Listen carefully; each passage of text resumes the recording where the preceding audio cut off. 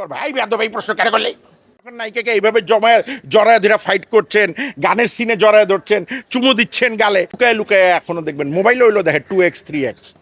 আপনি ইংলিশ ছবিতে দেখবেন একসময় আপনাদের জেনারেশন মানে স্বীকার করবেন আমি জানি, তারপর আমি বলছি লুকায় লুকায় এখনো দেখবেন মোবাইল হইলো দেখে 2x 3x। তাহলে আগে ইংলিশ ছবিতে বলা হয়তো 2x মুভি, আপনাদের জানা আছে কিনা? কলকাতায় মুভির রেটিং আছে A রেটিং B রেটিং। তাহলে আপনি যখন পর্দার মানে বাইরে শুটিং করছেন তখন ধরছেন না, চুমা দিচ্ছেন না, বাহু বন্ধনে নিচ্ছেন না, আপনি নায়িকারে এরকম করে জড়ায় ধরে ফাইট করছেন না। তা আপনি ক্যামেরার সামনে যখন নায়িকাকে এইভাবে জড়ায় ধরে ফাইট করছেন, গানের সিনে জড়ায় ধরছেন, চুমু দিচ্ছেন গালে, তখন অপরাধ হয় না? আর একটা প্রেস কনফারেন্সে আমি একটা নায়িকার কোমরে ধরলাম বা বাজুতে ধরলাম, অপরাধটা কই হইলো বলেন? মানে এগুলো হচ্ছে কন্টেন্ট বানানোর একটা ধান্দা, অথবা একটা লোককে সমালোচনা করার একটা ধান্দা, আর কিচ্ছুই না। আপনি বলতে পারেন যে ওইটা হয়তো ওই জায়গাটা সমীচীন হয় নাই। এখন আপনি তো হিরো, এই যে আপনি সাংবাদিক, আপনি আমাকে কঠিন কঠিন প্রশ্ন করবেন, অথবা আপনি এমন প্রশ্ন করবেন যেটা আসলে ধরেন কি বলে এই পরিবেশ সঙ্গত না, কিন্তু আপনারা আমি বলতে পারবো এই বেয়াদব এই প্রশ্ন কেন করলে?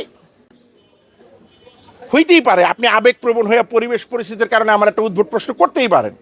আমার দায়িত্ব হচ্ছে সংযম থেকে আপনার সেটার উত্তর দেয়। তাই ওই সিচুয়েশনে সাকিব খান আবেগপ্রবণ হয়ে হয়তো ধরতেই পারে তার নায়িকা, হয়তো অনেকদিন দেখা নেই, আমরা এক বন্ধু আরেক বন্ধুর জড়ায় ধরি না, এই জন্য আমরা বলবো যে ও হমু, এই আর এক বন্ধু আরেক বন্ধুর জড়ায় ধরছে।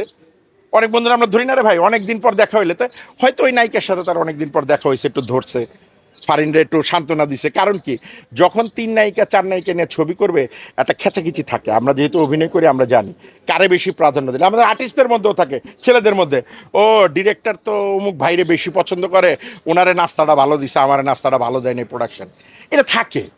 তো এখন সেই জায়গায় আপনি দেখবেন ফারিনের বডি ল্যাঙ্গুয়েজ, এই কথা কেউ বলে নাই, বডি ল্যাঙ্গুয়েজে মনে হচ্ছে শুরু থেকে নিয়ে ওই প্রেস কনফারেন্সে তার মুখটা গোমরা। এখন ইন্ডিয়া তো ইন্ডিয়ান নায়িকা, ফারিনের মনে হইতে পারে যে তুমি ইন্ডিয়ান নায়িকার এত প্রশ্রয় দাও, আমারে দাও না কেন? এই কারণে সাকিব দুইবার ওর ঘাড়ে হাত দিতে সরাই দিছে, ধর তুই না ওই নায়িকা লইই থাক।